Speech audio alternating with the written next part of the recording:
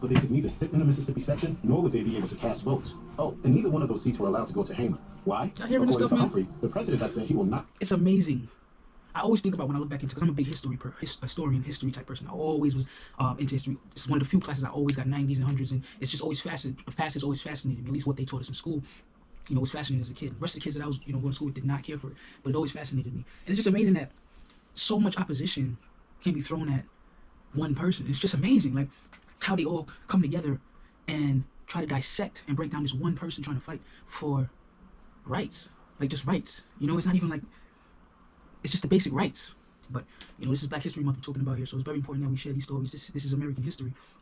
It's not like this is some kind of, this is across the world we learned. This is right here a couple years ago. You know, it's not that long. People that have lived in her generation are still alive, and some people are still alive. So this is part of American history. This is, you know, Frannie Lou. Let that illiterate woman speak on the floor of the Democratic Convention. President. The Mississippi Freedom Democratic Party voted unanimously to reject the administration's compromise. In Hamer's words, quote, "We didn't come all this way for no 2 seats. They returned to Mississippi, shut out once again by a process meant to empower them." Writing's not that easy, but Grammarly helps. This sentence is grammatically correct, but it's wordy. 1964, Hamer also ran unsuccessfully for Congress. According to an interview with Jack Rosell, Hamer recalled that it was harder for her to pass the literacy test in order to register to vote than it was for her to qualify to run for Congress. And despite being barred from the official ballot, the MFDP gave out freedom ballots that included candidates of all races. If y'all can see her eyes, man. Magazine, after her first bid, you know when they say the eyes is the window to the soul? If y'all can see her eyes, make sure y'all go research her. Frannie Lou Hamer. Look her up, man. Her eyes tell us her story. Successful, Hamer ran for office 2 more times, in 1967 and 1971. Unfortunately, her 1967 run was disqualified on a technicality, as she lost to the incumbent in 1971. She did have one moment of triumph, though. In 1968, the Democratic Party began acquiring equal representation for state delegations, and she finally was recognized as an official delegate for Mississippi at the National Democratic Party Convention. She used her platform to protest the ongoing war in Vietnam.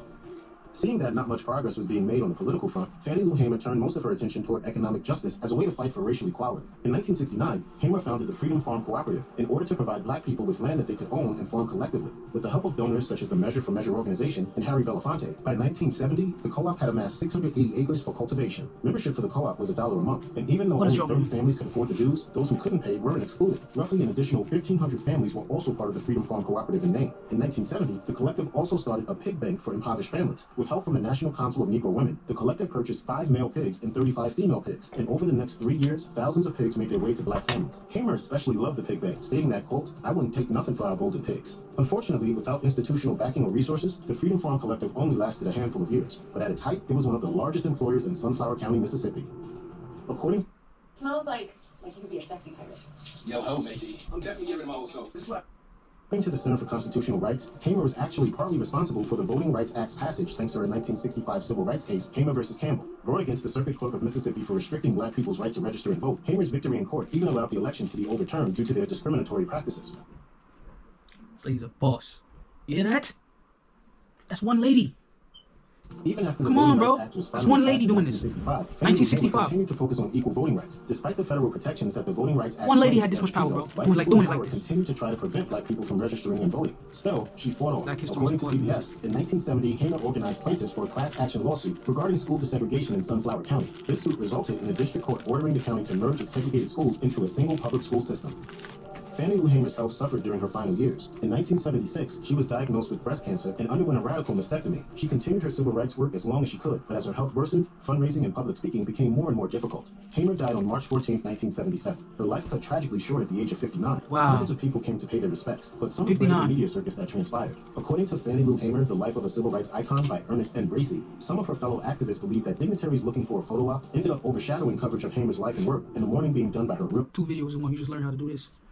Friends, family, and neighbors. Hamer was buried at the Freedom Farm Cooperative, and her gravestone bears her famous motto, "We are sick and tired of being sick and tired." So now you know where that came from. I know I'm pretty sure you guys have heard that saying a lot of times. We're sick and tired of being sick and tired. It came from Frannie Lou Hamer. You know what I'm saying? A very, very brave soul.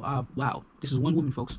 Check out one of our newest videos. Not a group of people, this is one woman. Even more grunge videos about your favorite songs coming soon. Subscribe to our YouTube channel and hit the bell so you don't miss a single one. Shout out to the Grunge, man, for bringing that story. Amazing. Go check them out, the Grunge. They got about like 1.5 million viewers. You know what I'm saying? Subscribe to them and keep that, because if they're putting out content like that, you should definitely support, you know, because we don't really have a lot of channels that put out those nice little tidbits that people can just watch and get some information and do some more research on. So I just wanted you guys to have a little Black history interjected into your day. Hope you found it interesting. I believe the sister was a very, very strong sister to be able to transverse those type of obstacles. You know, we're talking about a woman in a white supremacist world, in them times where they was more open with it.